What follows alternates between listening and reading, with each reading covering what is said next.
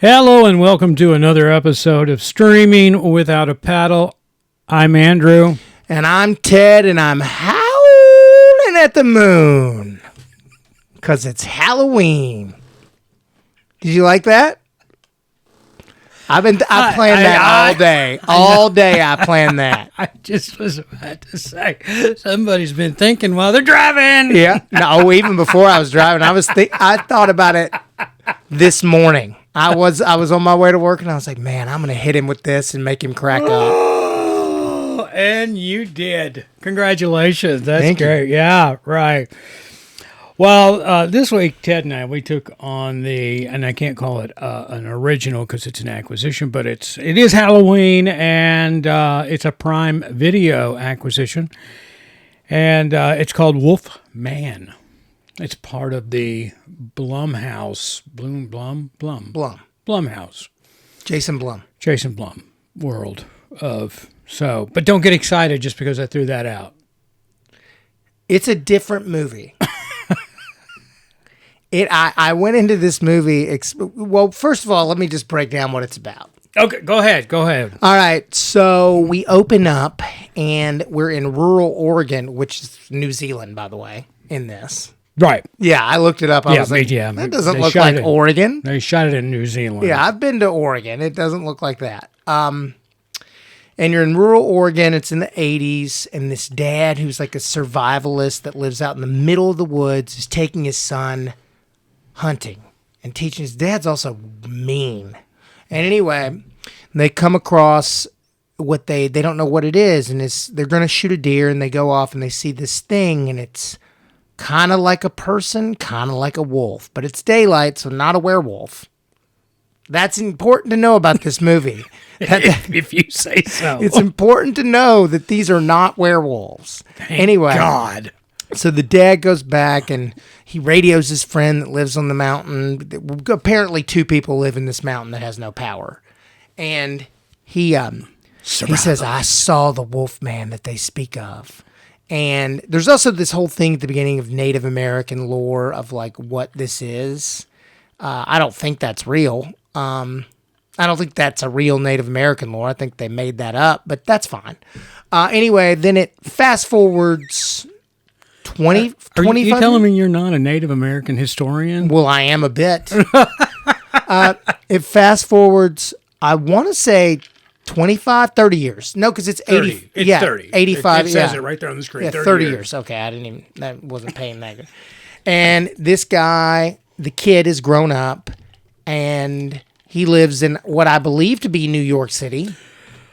Start spreading the news. Yes, it is New York City. Yeah, and him and his wife, she's a journalist, and she's trying to get something, and he's a writer, and they have a kid, and they haven't seen his dad in a number of years, and they finally send him your father by the state of Oregon is pronounced dead. They didn't find the body, they just figure he's lost in the woods and dead. So he inherits everything. He goes to Oregon with his family, immediately sees some guy that he knew once upon a time.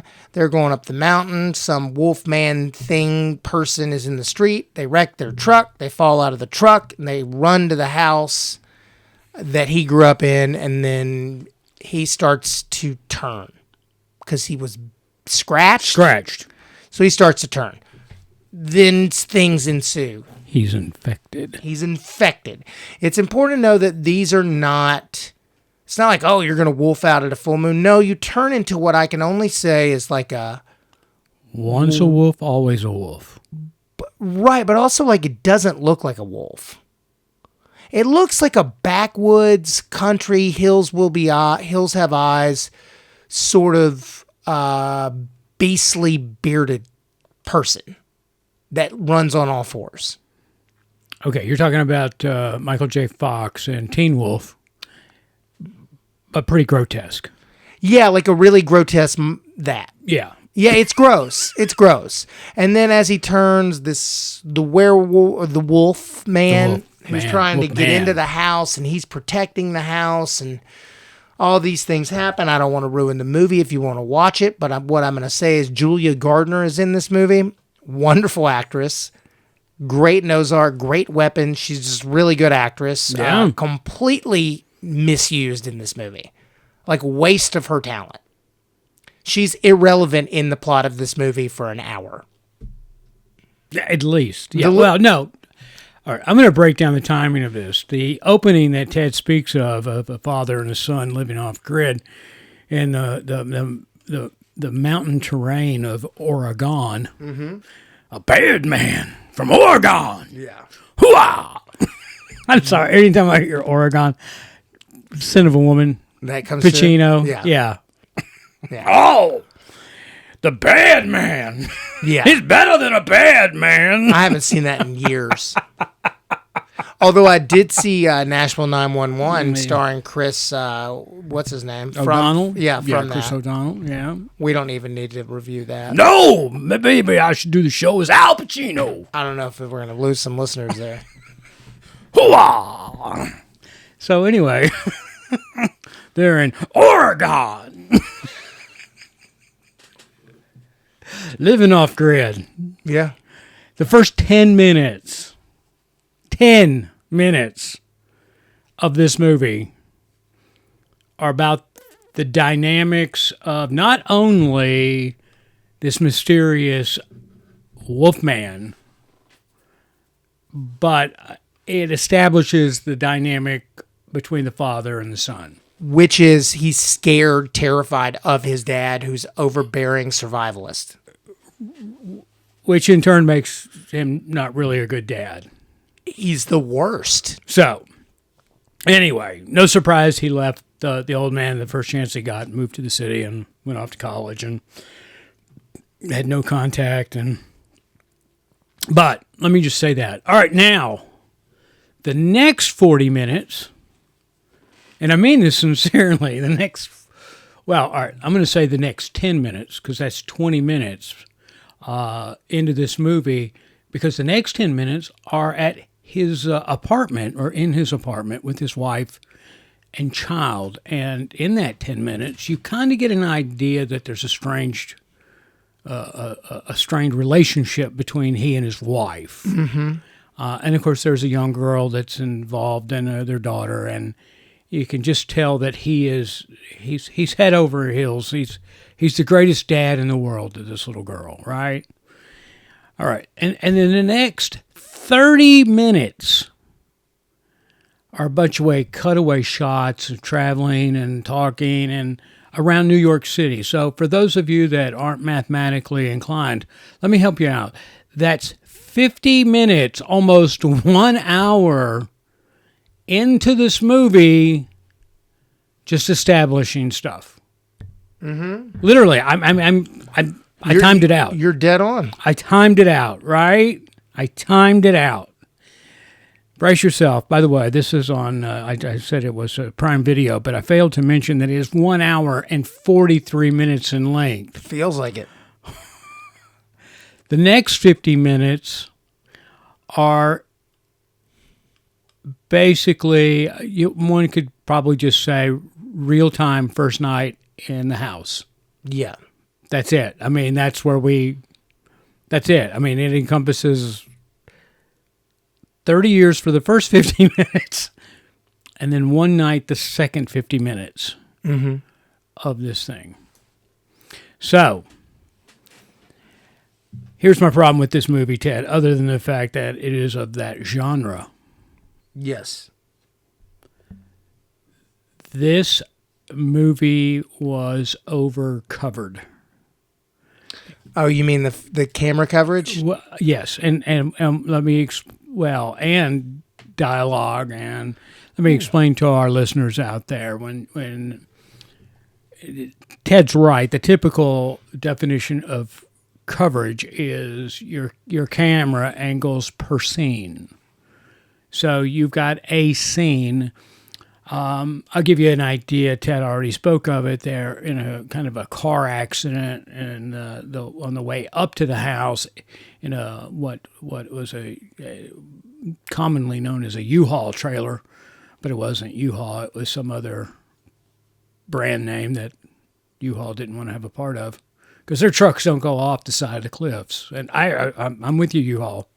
I've had a couple in my life, and not one of them's gone off the side of a cliff. Me too. But this one did. So anyway, 5 minutes of coverage of a U-Haul truck dangling in a tree full of furniture.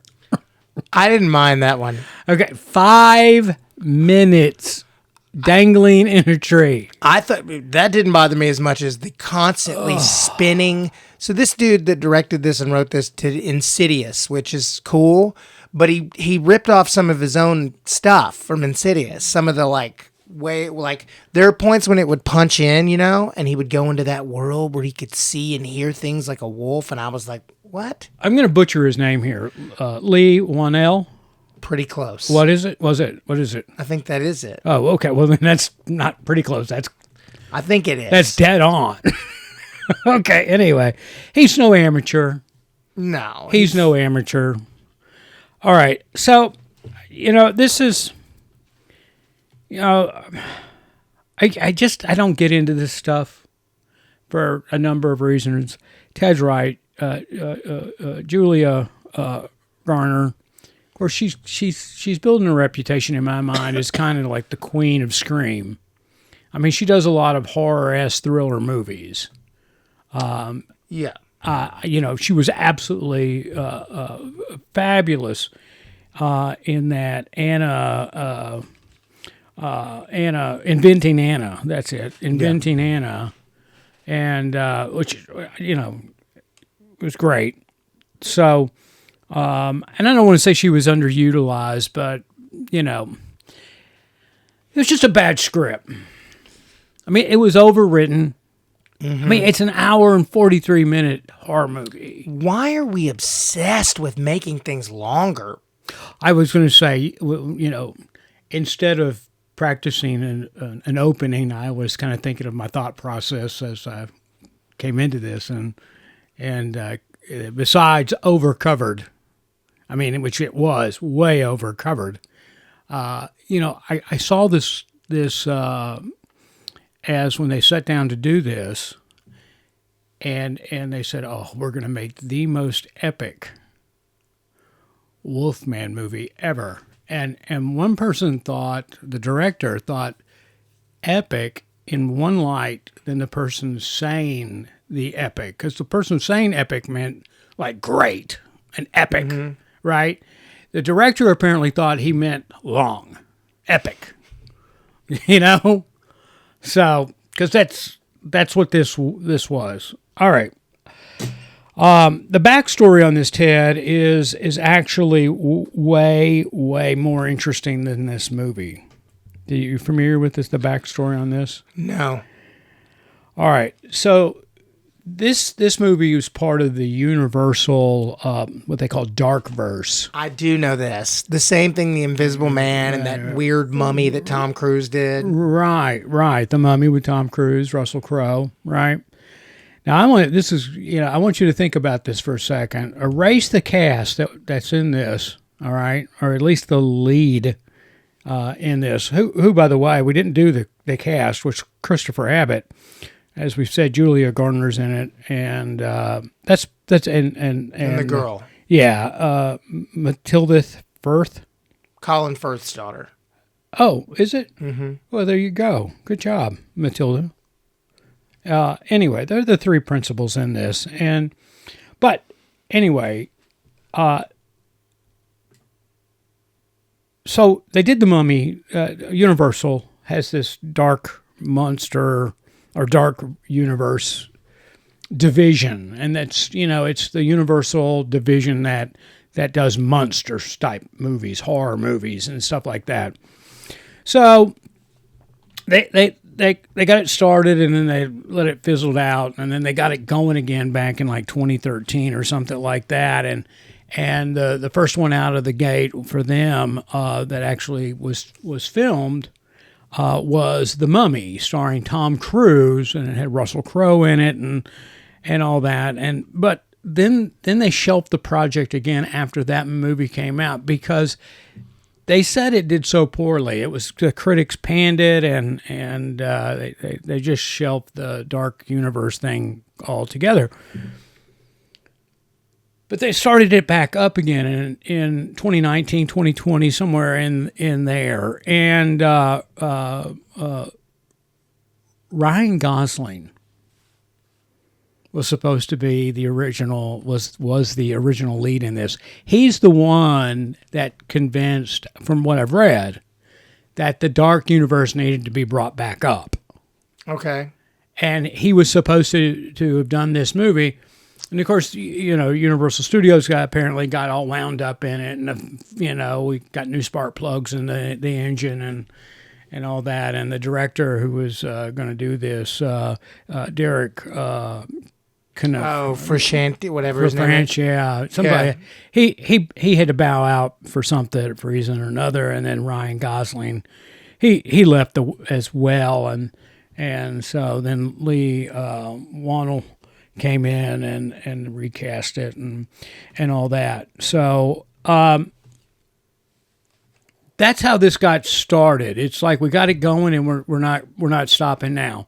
But I want to back up for a second because they shelved Universal Monsters, I think is what he's part of the Dark Universe. Anyway, they shelved that program because of The Mummy.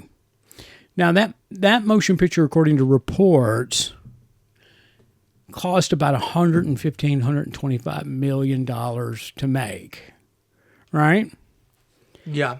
And it made over, at the box office, $400 million. I don't know how you can call that a failure. I don't know how that's a failure. So, anyway, again, I think the backstory, especially with the Ryan Gosling thing in it, element and such, made it a much better backstory than the actual movie here. So, anyway, you got anything else? I mean, I did not like this movie. No, I didn't. I thought this movie took a swing, and there were parts of it it built tension well. I think the biggest thing for me, I do think it's a bloated script. She doesn't look like an 8-year-old, but she talks like an 8-year-old. You know how like the way it's written, it's like, "Daddy, where you go?" And it's right. like, but she's like a 12-year-old. Right. Or a very tall 10, I don't know. You know what I mean? Yeah. Well, no, it's funny because there's actually a scene in this movie where she comes into the scene and her hair's a little disheveled and she looks different because of the lighting and all that. And I was just like, now who in the hell is this character? Where? I've been watching. Where'd they come in? Yeah. And then... And then the mouth opened. Oh, okay, it's the daughter. Okay. Well, she because I was like, this is a full-grown woman. Right. She did as good as she could with what she was given. She was a good actor. So Julia Garner, same thing. Yeah. He was good. I mean, we agree. The script is bloated. The script is the problem. Like, this could have been a cool movie. It was a cool concept. I enjoyed that he wasn't a werewolf.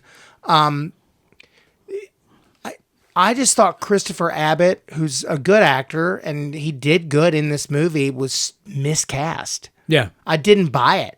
My wife doesn't know anything about it. She goes, I don't buy this guy as a Oregon outdoorsman.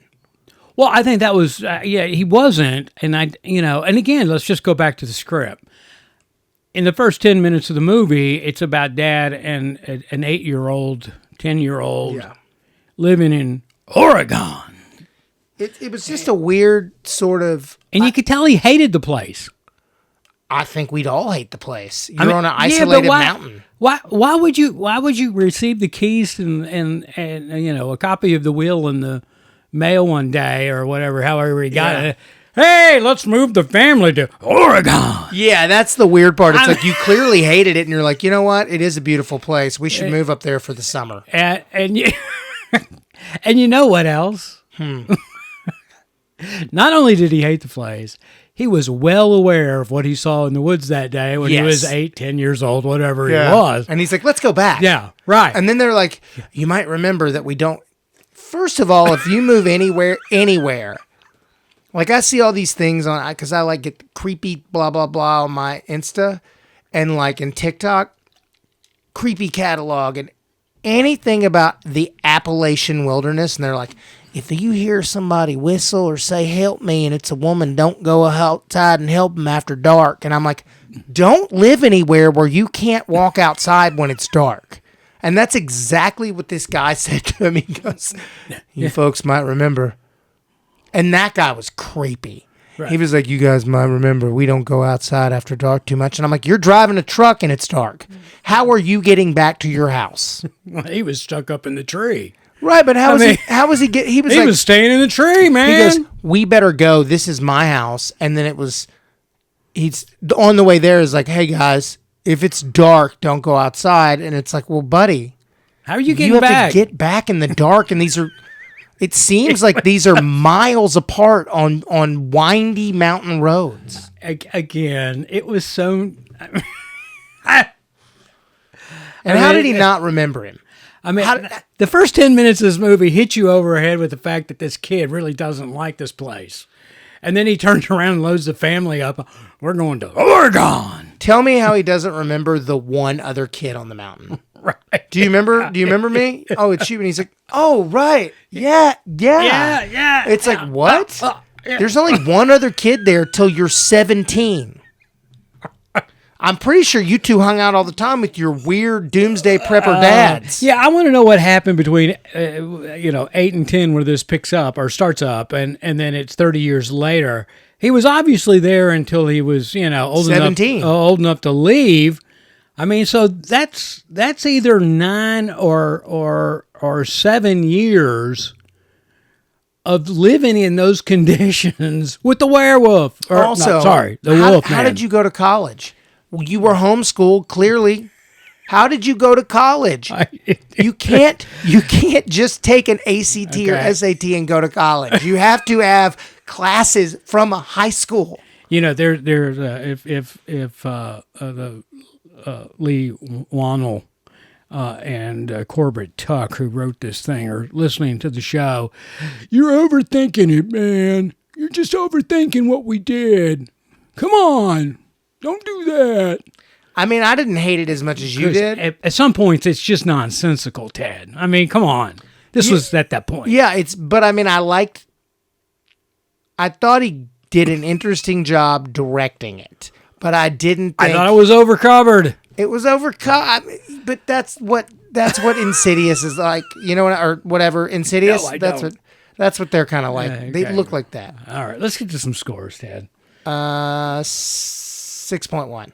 Okay, I'm a 4.2 on this. So, and that's as a horror film. You don't need to give a score as a real film. I'm not gonna break that down to just a general film because it's somewhere between a 1 and a 2. Oh, it's not. I appreciated the swing he made. I just think the script was. It's got an 8.0 on IMDb. It has an 8? No, I'm kidding. Oh. I'm kidding. No, it has like a 5.4. Yeah, it's 5.6. That's like every movie, though. Again, yeah. I don't care what I am. What is the Rotten Tomatoes score? Well, collectively, the Rotten Tomato was a 48. Well, I don't know how they do that, is because that's what the critic score is. And the popcorn meter, the audience score is 55. Yeah. That's fair. The popcorn meter? Yeah, I think that's fair. I think the critic score is pretty fair on this. Because that's your score. And I didn't look at this before. This is all new to me, so you have to believe me on that. You have to trust me, man. Yeah, no, this was bad. I mean, it was, again, overcovered. I thought somebody just thought this was, they were too proud. Excuse me. They were just too proud. I mean, we're not going to this is great, man. This is going to be awesome. So, and it wasn't. Anyway, Jason Blum, if you're out there, you're a listener, shoot us an email of what you thought of this movie, since you were the producer of it, and you are You are the king of producers of horror. I mean, he's the GOAT. There's There's nobody else. Like, there's nobody that compares. He strikes me as the kind of individual that would be very honest. Yeah, I mean, even if it was his own. This made $10 million at the box office. Yeah, again, this was, and you know, I think this was one of those that was funny because they actually released it in January.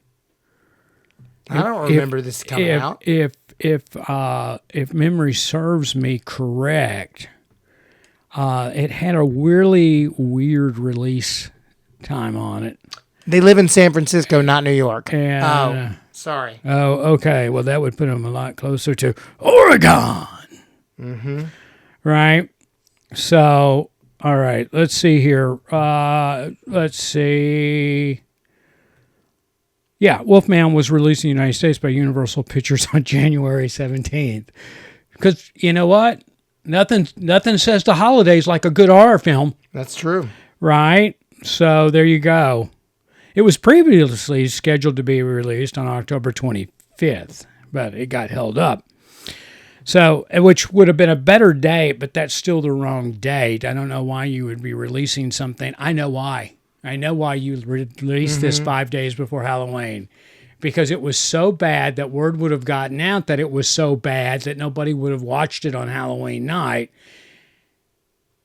And that's why they released it just 5 days before, or planned on releasing it. But it was so bad that they were like, no, we can't do this to Halloween horror thrill seekers. So let's release it after the first of the year when there's snow on the ground. Anyway, all right. Yep, worldwide, 35 million. So there you go. There you go. Ted was a what? What were you, a 6 something? 6.1. 6.1. I was a 4.8? Yep. Yeah, that was it. I'm not a watch, folks. Again, it's called Wolfman.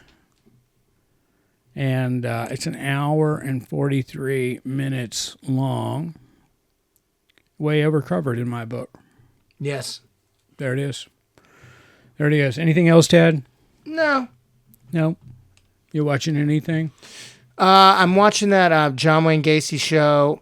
Yeah. I'm going to do a short on it. Okay. But I mean, you got Halloween plans? You guys going to a Halloween party or anything? we're going to hand out candy You're going to hand out on Halloween. We're going to a Halloween party on the 1st Oh, all right. because that's Saturday. That's Saturday. Yeah. Is it a costume party? Yep. What are you going as? Can Well, you say? Sure. I think I've talked Paige into being the bride of Chucky, and I'm going to be Chucky. You're going to be Chucky. Mm-hmm. Okay. All right. So, all right. Well, I got to find some overalls. I don't have any. I have one pair if I was still at my parents' house. Okay. All right. Well, happy Halloween, everybody. I mean, I guess the best thing to say at this point, and or this is not your Halloween movie that you want to see by any means. I haven't seen. I'll tell you what I'm excited to go see, and I'm going to see it next Tuesday. Yeah.